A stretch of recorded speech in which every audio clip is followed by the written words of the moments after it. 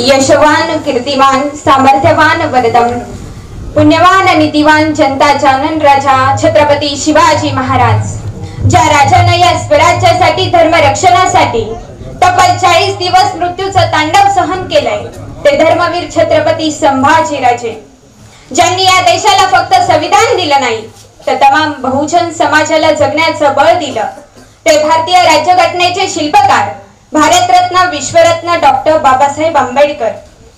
पृथ्वी ही शेषनागाच्या मस्तकावर तरलेली नसून ती कष्टकऱ्यांच्या श्रमिकांच्या हातावर तरलेली आहे, अशी विज्ञानवादी भूमिका मांडणारे साहित्यरत्न लोकशाहीर अण्णाभाऊ साठे, महाराष्ट्रात स्त्री शिक्षणाची मुहूर्तमेढ रोवणारे क्रांतीसूर्य महात्मा ज्योतिराव फुले, ज्या मातेने स्वतःच्या अंगावर शेणाचे गोळे झेलले परंतु मुलींना शिकवण्याचं काम केलंय, त्या पहिल्या स्त्री शिक्षिका क्रांतीज्योती सावित्रीबाई फुले, महाराष्ट्रातील सामाजिक परिवर्तनाला गती देणारे राजर्षी शाहू महाराज, इंग्रजांना याच हिंदुस्थानच्या मातीमध्ये आपल्या तलवारीने पाणी पाजून कित्येकदा पराभूत करणारे आणि स्वतः एकदाही पराभूत न होणारे अजिंक्य होता छत्रपती यशवंतराव होळकर. भरल्या शिवारातली कंस कापावी तसं अवघं शत्रू सैन्य ज्यांनी कापून काढलं आणि छत्रपतींच्या स्वराज्याचा झेंडा केपार रोवलाय ते श्रीमंत सुभेदार मल्हारराव होळकर.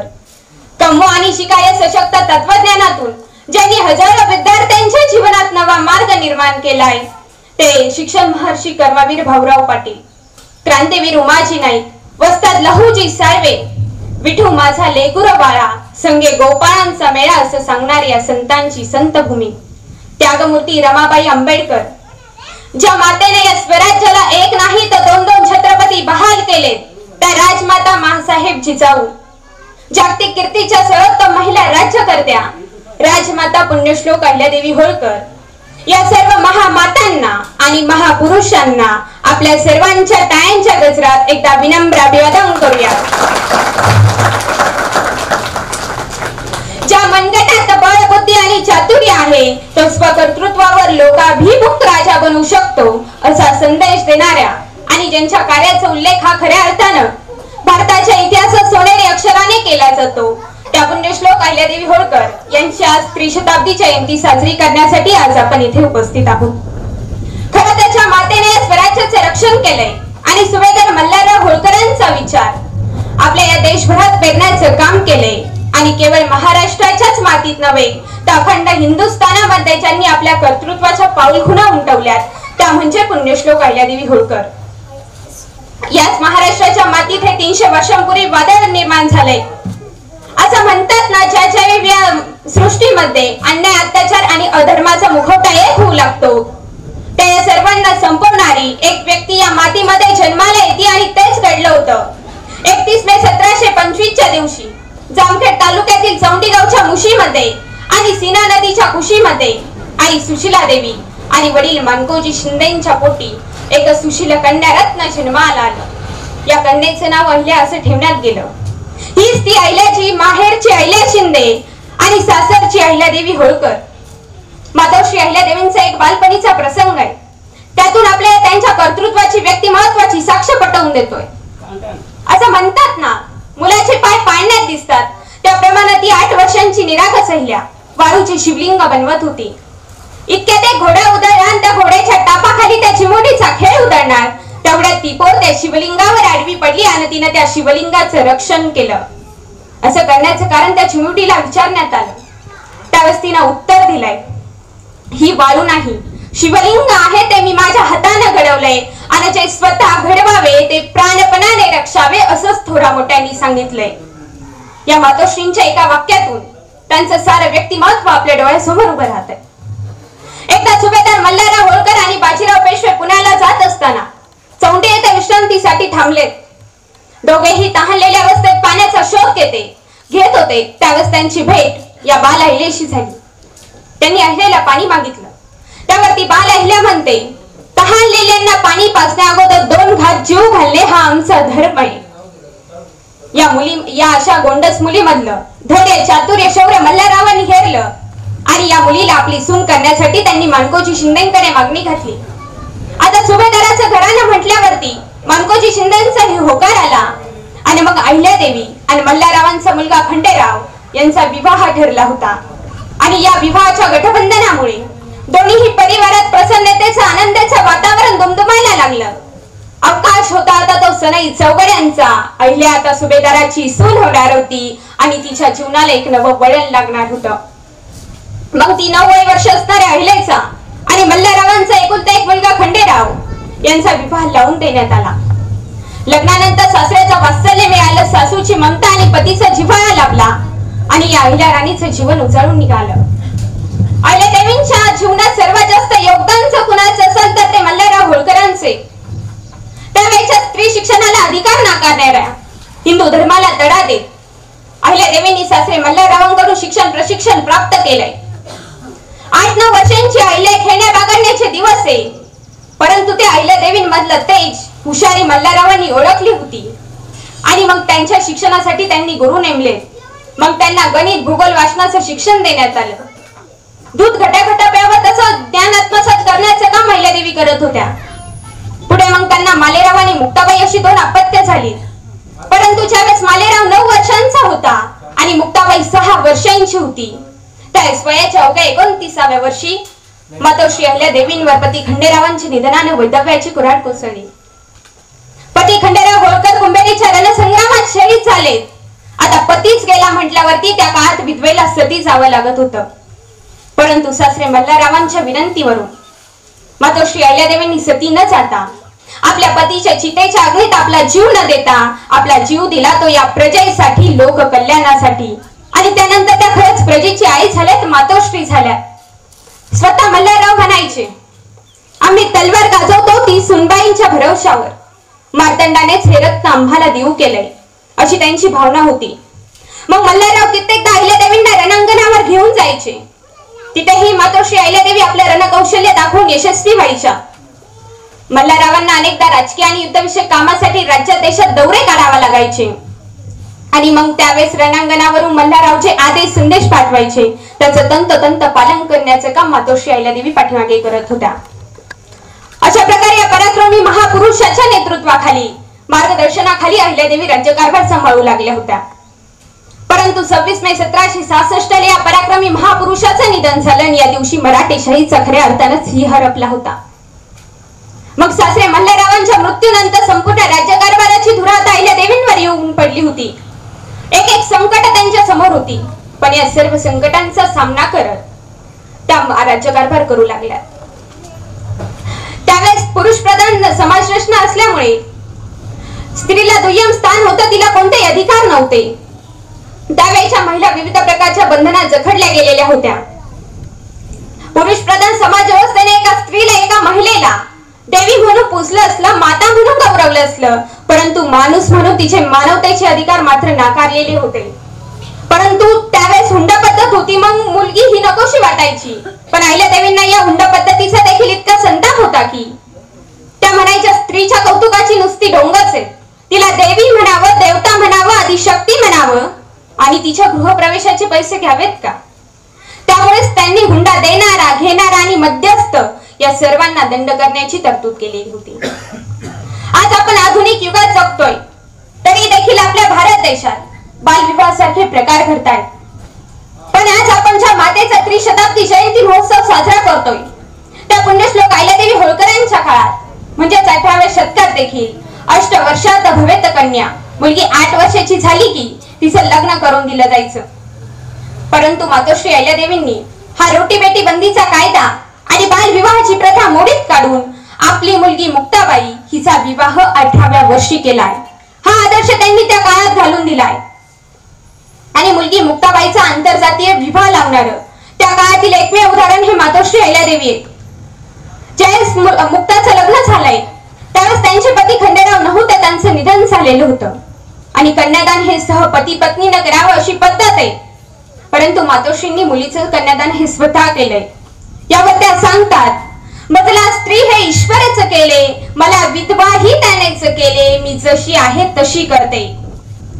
त्यावेळेस स्त्रिया दरबारात आल्या तर त्यांनी पडदा प्रथा पाळण्याची पद्धत होती, परंतु यावर देखील पायंडा पाडण्याचं काम मातोश्री अहिल्यादेवींनी केलंय. त्यावेळेस जे राज्यातले सरदार जहागीरदार लोक असायचे ते प्रजेला लुटायचे, त्यांना छळत होते. कुणाच्या कोंड्या माग, कुणाकडे तूप माग, कुणाच्या लेकी सुनांवर वाईट दृष्टी, तर कोणाकडून कर दुपटीने वसूल करायचा. आणि मग त्यांनी तो दिला नाही तर मग प्रजेला शिक्षा करायची, त्यांना चावडीवर उभं करायचं, लाकडं फोडायला लावायची, घाण उचलायला लावायची. अशा प्रकारचा त्रास हे सरदार जहागीरदार लोक देत होते. मग पैसा आणावा तर आणा कुठून, हा प्रजेसमोर प्रश्न होता. ज्यावेळेस अहिल्यादेवींना समजलं त्यावेळेस त्या मग ज्याच्या संबंधित ही तक्रार असेल तिथं स्वतः जायच्या, 50 सैनिकच होतात तिथं सोबत घेऊन जायच्या आणि संबंधित कृत्याचा जाब विचारून ती दुपटीने वसूल केलेली जी रक्कम असायची ती परत करायला लावायच्या. अशा प्रकारे प्रत्येक गोष्टीत स्वतः लक्ष घालून मातोश्री राज्यकारभार करत होत्या. कारण मातोश्री अहिल्यादेवी होळकर या स्वतः एक प्रकारचे न्यायालय होत्या. आज आपल्याकडे जिल्हा न्यायालय, उच्च न्यायालयात लवकर न्याय मिळत नाही म्हणून लोक न्यायालयाची स्थापना करण्यात आलेली आहे. परंतु अहिल्यादेवींची दूरदृष्टी पहा, त्यांनी त्या काळात प्रजेला न्याय मिळावा यासाठी अनेक ठिकाणी न्यायालयांच्या स्थापना केल्या, तिथे योग्य न्यायमूर्तींच्या नेमणुका केल्या. आणि जर तिथेही लोकांचं न्यायदानाच्या बाबतीत समाधान होत नसेल तर लोक थेट अहिल्यादेवींकडे फिर्याद घेऊन जायचे. आणि अहिल्यादेवींनी दिलेला निर्णय, त्यांनी दिलेला न्याय अमान्य करणं म्हणजे पाप आहे असं देखील लोक समजायचे. त्यांचं न्यायदान अगदी सरळ, साधं, सोपं असायचं. न्याय देताना कधी उशीर घोटाळा होत नसायचा. न्याय देताना समोरची व्यक्ती अधिकारी का कर्मचारी का गरीब आहे का श्रीमंत आहे असा भेदभाव केला जात नव्हता. न्याय म्हणजे निरपेक्ष न्यायच, मग त्याला कोणत्याच विशेषणाची वर्दी लागत नव्हती. अशा प्रकारचं न्यायदान अहिल्यादेवींच्या राज्यात होतं. आज आपल्याकडे हा न्याय विकला जातोय, भगवद्गीता समोर ठेवली जाते आणि मग प्रतिपक्षाकडून भरमसाठ पैसा घेतला जातो, खऱ्याचं खोटं केलं जातं आणि खऱ्याचं खोटं केलं जातं, खोट्याचं खरं केलं जातं आणि न्याय दिला जातो. परंतु अहिल्यादेवींच्या राज्यात ज्याच्या हाती ससा तोच पारधी अशा प्रकारचं न्यायदान होतं. आपल्या राज्यातील मुख्या प्राण्याला देखील न्याय मिळाला पाहिजे अशी मातोश्रींची विचारधारा होती. याचं उत्तम उदाहरण म्हणजे एकदा अहिल्यादेवींचा मुलगा मालेराव रथातून जात असताना त्याच्या रथाची धडक ही एका गायीच्या वासराला बसली आणि त्या गायीचं वासरू गंभीर जखमी होऊन मृत्युमुखी पडलं. आणि मालेरावाने याकडे दुर्लक्ष केलं, तो पुढे निघून गेला. परंतु ती बिचारी गाय आपल्या लेकरापाशी, वासरापाशी तशीच केविलवाने बसून होती. काही वेळाने मातोश्री अहिल्यादेवी देखील या रोडवरून, रस्त्यावरून जात असताना त्यांनी हे दृश्य पाहिलं आणि त्यावेळेस त्यांना समजलं की या गायीच्या वासराला धडक ही मालेरावाच्या रथाची बसलेली आहे आणि मालेरावाने याकडे दुर्लक्ष केले आणि तो पुढे निघून गेला. त्यावेळेस त्या गायीला, त्या मातेला न्याय मिळवून देण्यासाठी मातोश्रींनी स्वतःच्या मुलाला देखील माफ केलं नाही. ज्याप्रमाणे त्या गायीचं वासरू चिरडण्यात आले त्याप्रमाणे मालेरावाला मृत्यूदंडाची शिक्षा करण्यात यावी असा आदेश त्यांनी दिलाय. आता मातोश्रींचाच मुलगा म्हटल्यावरती रथाचा सारथी व्हायला देखील कुणी तयार नाही. रथाचा लगाम कुणी धरत नसल्यामुळे मातोश्री स्वतः रथात बसल्या आणि परंतु ज्यावेळेस तो रथ पुढे सरकायला लागला त्यावेळेस एक घटना घडली ज्याने सर्वांनाच आश्चर्याचा धक्का बसला. त्या बिचाऱ्या गायीला दया आली असावी आणि तीच त्या रथापुढे येऊन थांबली. मातोश्रींच्या आज्ञेनुसार तिला दूर करण्यात आलं तरी देखील ती वारंवार त्या रथासमोर येऊन उभी राहत होती. शेवटी तो रथ तिथेच अडकला आणि त्या दिवशी त्या गायीमुळे अहिल्यादेवींचा मुलगा मालेरावाची शिक्षा बचावली होती. म्हणजे अहिल्यादेवींचं न्यायदान इतकं कठोर होतं, ते न्यायदानाच्या बाबतीत इतक्या कठोरपणे वागत होत्या. त्यांनी केलेल्या अचूक न्यायदानाची अनेक उदाहरणे जी इतिहासामध्ये नोंद आहे. त्यांना स्वतःची स्तुती केलेली देखील आवडत नव्हती. एकदा एका संध्याकाळी असलेल्या काव्य गायनात एक उत्तम असलेल्या गायकाने अहिल्यादेवींचं स्तुती स्तोत्र गायलंय. परंतु त्यावेळेस अहिल्यादेवींनी त्याच्याकडे जी स्तुती स्तोत्रांची चोपडी होती ती मागितली आणि उद्या नर्मदेच्या पात्रात बुडवून देते असं सांगितलंय. आणि हेही सांगितलं जर तुम्हाला ही स्तुती स्तोत्र गायचीच असेल तर ती ईश्वराच्या नावाची गा, भक्तिपर गीतांची रचना करा आणि ती लोकांना गाऊन दाखवा. शौर्याच्या गाथा गा आणि आपल्या कलेला जिवंत करा, आपला सन्मान होईल. म्हणजे स्वतःची स्तुती ऐकून न घेणारी ही महाराणी होती. एकदा पेशव्यांचे पाहुणे इंदरला मातोश्रींकडे आले. त्यांना काशीला एका कामानिमित्त जायचे परंतु मार्ग माहित नव्हता आणि मग त्यांना याबाबत मार्गदर्शन करावं अशी पेशव्यांनी पत्र लिहून अहिल्यादेवींना विनंती केली. त्यावेळेस त्या वेळेचे पत्र मिळालं. त्यानंतर अहिल्यादेवींनी इंदोरहून काशीला पोहोचेपर्यंत जेवढी रस्त्यात घाटं लागतात, गावं लागतात, नद्या लागतात, या सगळ्या बारीक सारीक तपशिलांचा एक स्वतः नकाशा तयार केला, ज्याला आज आपण गुगल मॅप म्हणतो. म्हणजे इतकं भौगोलिक ज्ञान मातोश्री अहिल्यादेवींना आत्मसात होतं. त्यावेळेस जे जंगली भागातले रामोशी भिल्ल लोक असायचे, ते जे जंगलातून जाणारे प्रवासी असायचे, त्यांना लुटायचे, चोऱ्या करायचे, त्रास द्यायचे. आणि मग आता यावर उपाय म्हणून मातोश्री अहिल्यादेवींनी शक्तीपेक्षा युक्तीचा वापर केलाय. त्यांनी या सर्व लोकांची पंचायत बोलवली आणि मग त्या जंगलातून जाणाऱ्या जे माल असायचा त्यावर कर वसूल करण्याचा अधिकार दिलाय. आजूबाजूला असलेल्या पडीक जमिनी त्यांच्या हवाली केल्या. त्याचा परिणाम इतका चांगला झाला, चोऱ्या गुन्हे तर कमी झाले, पण हे लोक देखील मातोश्रींना देवीप्रमाणे मानू लागले होते. ज्यावेळेस चंद्रावंत आणि होळकरांच्या मध्ये युद्ध सुरू होतं, त्यावेळेस चंद्रावंतांनी किल्ल्याच्या बाहेर सुरुंगाची दारू पसरवून ठेवली होती आणि होळकरांचं सैन्य आलं की ते त्याला बत्ती देणार होते. परंतु त्यांचंच दुर्दैव असं की कुणाच्या तरी हातून त्या दारूवर ठिंगी पडली आणि त्या दारूचा भडका उठून त्यांचे 50 सैनिक त्या ठिकाणी जळून खाक झाले. जो दुसऱ्यासाठी खड्डा खोदतो तो त्यात गिळतो अशी एक साधी म्हणे, त्याचप्रमाणे घडलं होतं. आणि त्यावेळेस मग रणांगणावर अहिल्यादेवींच्या आदेशानुसार, आज्ञेनुसार होळकरांच्या सैन्यानं त्या चंद्रवंतांच्या सैन्यावर इतका जबरदस्त हल्ला चढवला की त्यांचा पूर्णपणे बिमोड मोडून टाकला होता. ज्यावेळेस ही विजयाची वार्ता पुण्याला नाना फडणवीसांना समजली, त्यावेळेस मातोश्रींचे गुणगान करताना नाना फडणवीस म्हणतात, आजवर अहिल्यादेवींची पूजा अर्चेच्या आणि धार्मिकतेच्या गोष्टी आम्ही ऐकत आलो, पण आज त्यांच्या शौर्याची आणि पराक्रमाची प्रचिती देखील आम्हाला आली. पुण्याचं पुण्यद्वार हे महेश्वरात आहे हे आज आम्हाला कळाले. म्हणजे अशा प्रकारे आपल्या चातुर्याने आणि पराक्रमाने मातोश्री अहिल्यादेवी रणांगणावर देखील शत्रूला खरे सारत होत्या.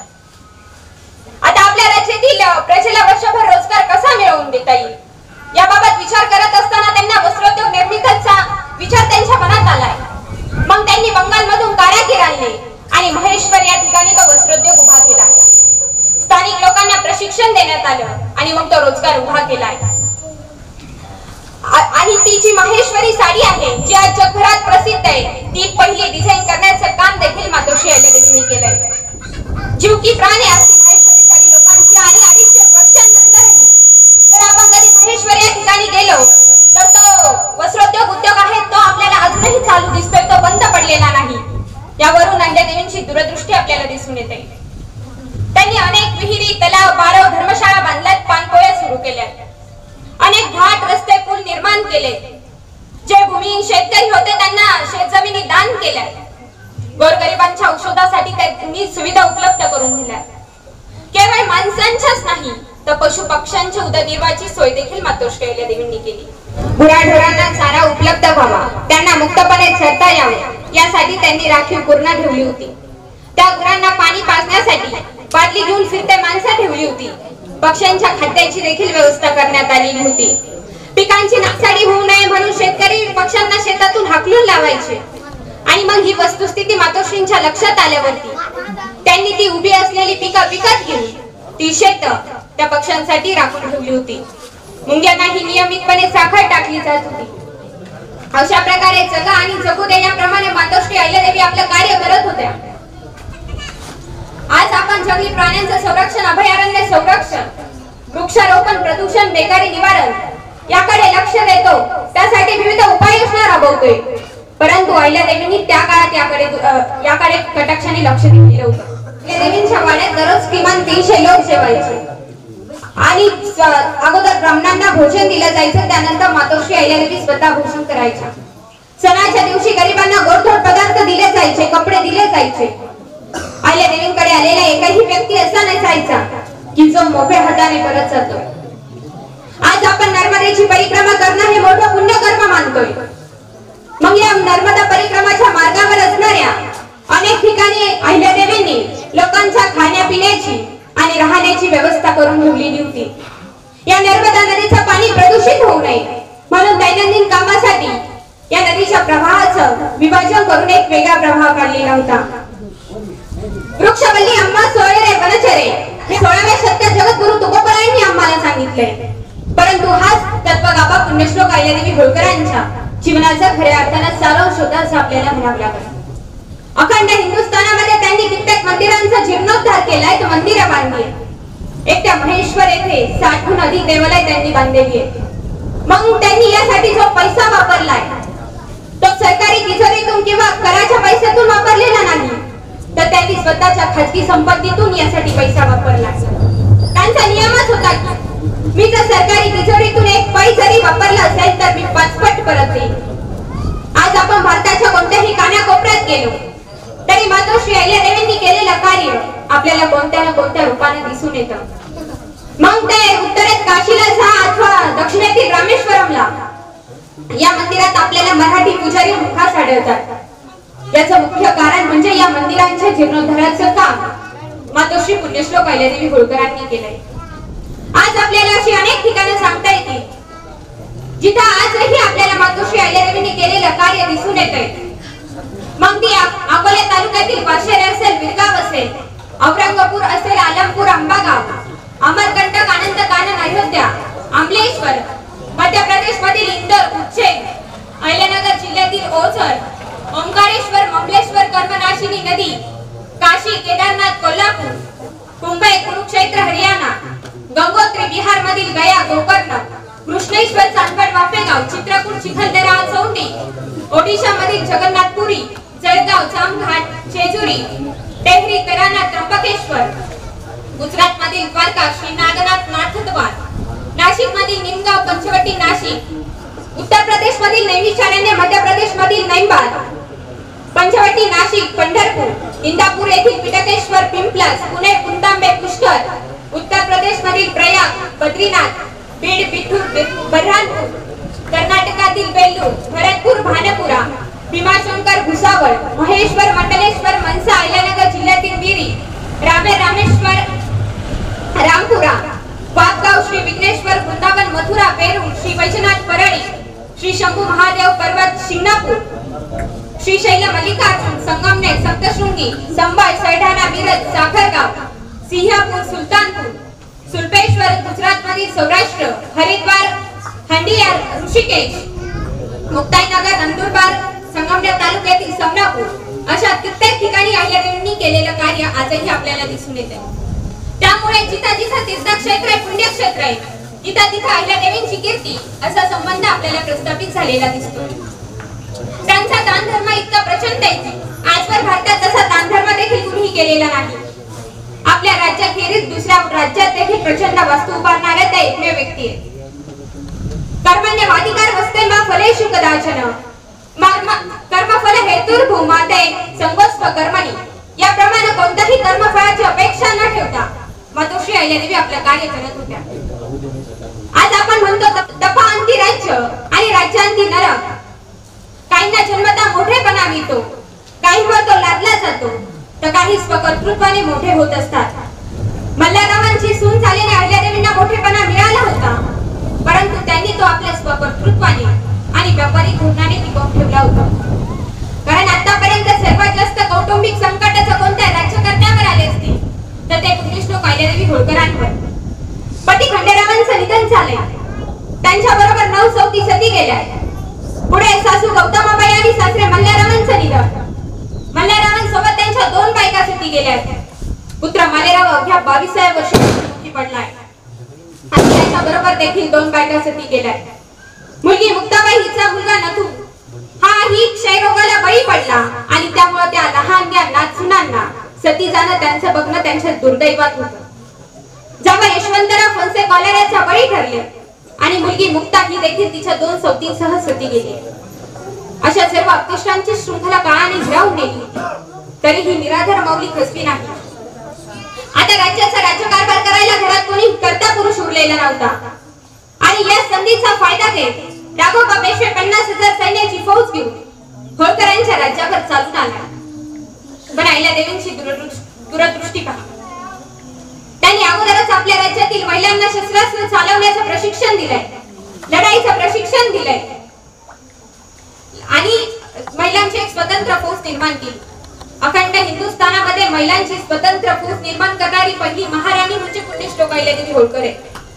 परंतु आता हातात तलवार घेऊन चालत नाही, तर त्यासोबत बुद्धी चातुर्य असावं लागतं आणि म्हणूनच अहिल्यादेवींनी राघोबा पेशव्याला पत्र लिहिलं. मी एकटी आहे, आपला आहे असं समजू नको. ज्यावेळेस खांद्यावर भाल्या टाकून रणांगणात उभी राहील ना, जड जाईल तुम्हाला. मी जर हरले तर लोक मला नावं नाही ठेवणार, परंतु जर तुम्ही हारलात तर तुम्ही एका महिलेकडून हारलात म्हणून संपूर्ण जग तुम्हाला नावं ठेवेल आणि तुम्हाला जगापुढे तोंड दाखवायला सुद्धा जागा होणार नाही. राघोबा पेशव्यांच्या वेळेस हे पत्र वाचले. पत्र वाचताच त्याने त्या लढाईची माघार घेतली. तो अहिल्यादेवींना शरण आलाय. शत्रूला रणात पराभूत करायच्या अगोदर त्याला मनात पराभूत करायचं असतं, कारण मनात पराभूत झालेला हा शत्रू रणात उभाच राहू शकत नाही. हे मानसशास्त्र अहिल्यादेवींना अवगत होतं. अहिल्यादेवी ज्यावेळेस पत्र लेखन करायच्या त्यावेळेस त्या पत्राची सुरुवात देखील श्री शंकर आज्ञेवरून एवढ्याच मायनेने करायच्या. श्री महादेवाच्या आज्ञेवरून पत्र पाठवत असल्याचा भाव त्यांच्या हृदयात, त्यांच्या मनात जागृत होता आणि पत्राच्या शेवटी श्री शंकर एवढंच त्या लिहित होता.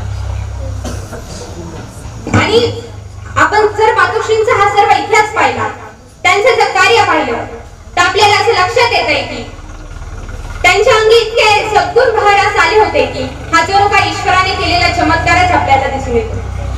कारण जिथे धर्मपरायणता परमार्थ भावना असते तिथे राजकारणी मुत्सद्देगिरीचा अंशही नसतो आणि जिथे राजकीय मुत्सद्देगिरी असते तिथे धार्मिक सहिष्णुता नसते.